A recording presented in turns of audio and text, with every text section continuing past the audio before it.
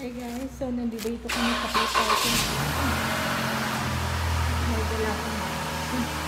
I-resend ka ko ngayon guys kasi may bumili. Maulan ngayon dito.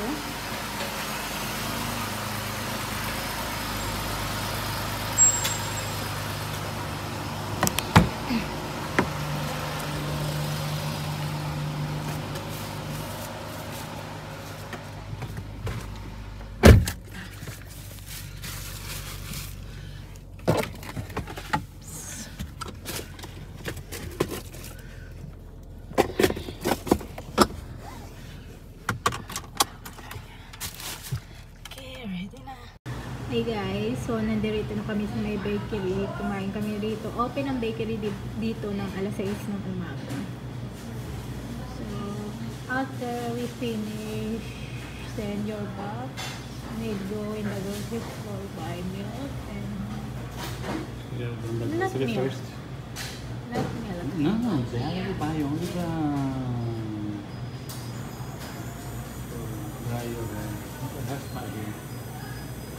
Where you will buy? Huh? Where you will buy the dryer for mother? In the condo. I have the park, the restaurant there. So, natira kasi guys yung dryer ko sa akin buhok. So, kailangan bumili. Ano siya, matagal na siya sa akin. Nasunog yung saksakan niya.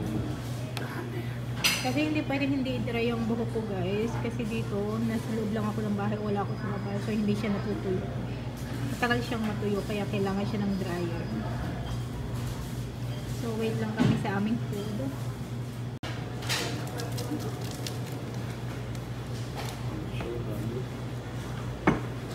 Obno?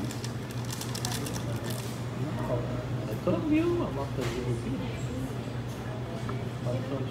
You know, in the morning, my brain is not working. My brain is sleeping.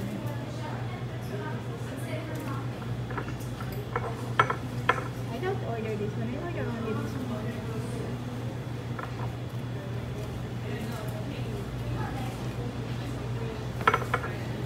Need coffee in the morning. You know, in the Philippines, I always drink only black coffee. When I was working abroad, I always go in the coffee shop, change everything. Now I go in the Costa, Starbucks. Oh.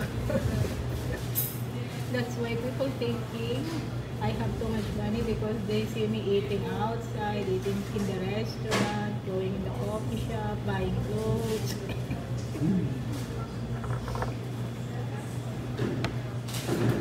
This is the mind of the people, no? The mind of the people, the person is not working. The mind of the people, the things that you buy is free. Everything is free.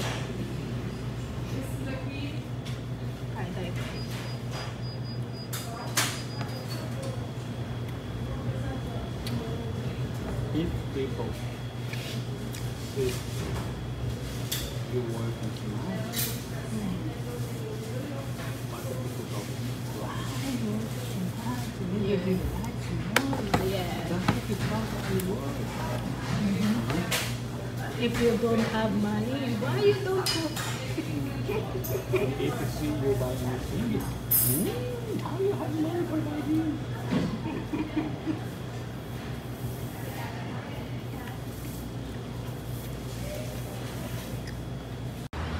Hi guys!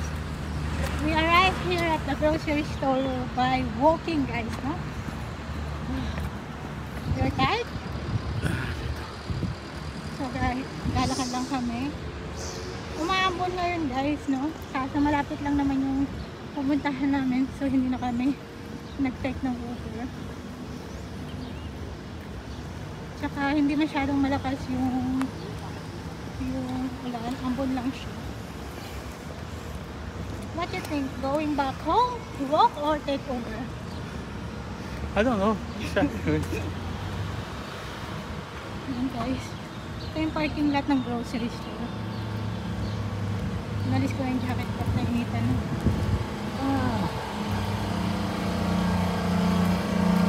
So ayan guys, nakarating na kami sa may loob. So yung grocery store dito is nag-open siya ng 9 o'clock. So So, alas 9 na at dito ko mupo. Tara! So, itong inuupuan ko guys, for sale siya. Kasi may presyo pa. Tapos, inuupuan ko siya. Oh my goodness, pwede kaya umupo dito. Wala naman kasi nagbabantay guys. So, itong lamesa guys is, sabihin ko sa inyo yung presyo niya. So, ayan ang presyo ng ano guys. Oh, lamesa, 2,490.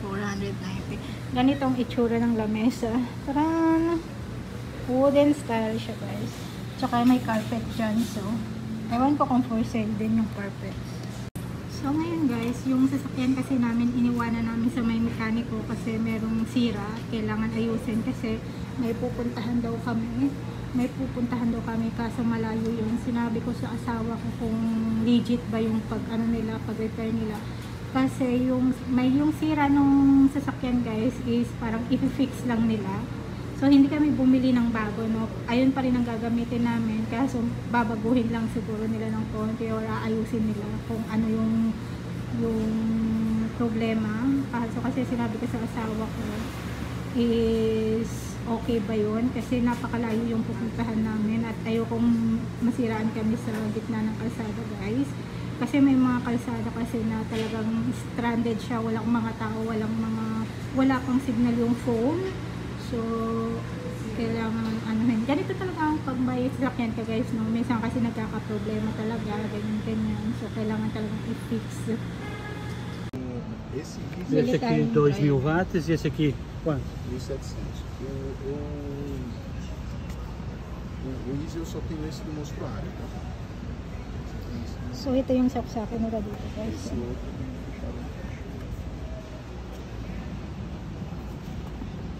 This one have hot and cold? Sim. Yes. Okay. Okay. Hi guys, so kabibili ko lang ng aking hair dryer. So nag-aantay kami ng Uber guys. So yung Uber kasi dito tsaka taxi is different siya. Yung taxi kasi dito is may metro, yung Uber wala. So fix na yung price ng Uber.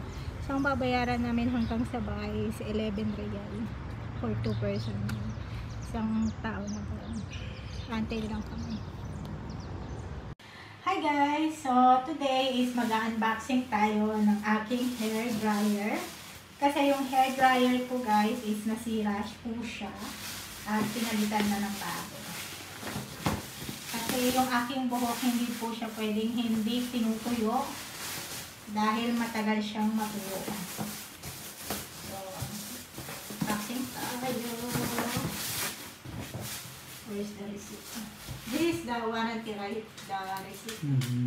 So, ang warranty niya guys, itong resibo, no? Kung sakaling may problema siya, is pwede mo siyang isauli. So, bubuksan na natin siya. Tan-tan-tan-tan-tan! So, bubuksan na natin ang ating new iPhone. Napakalaking iPhone. This is the box of new iPhone. This is the iPhone 600 guys. So may iPhone 600 na po. Kalalabas lang. Bagong bago.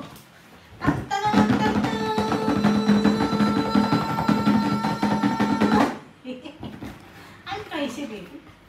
I'm normal right? I'm not crazy. I'm normal.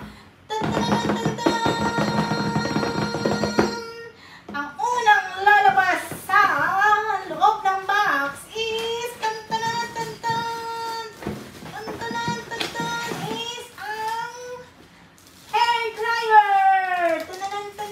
ito po ang hair dryer ko.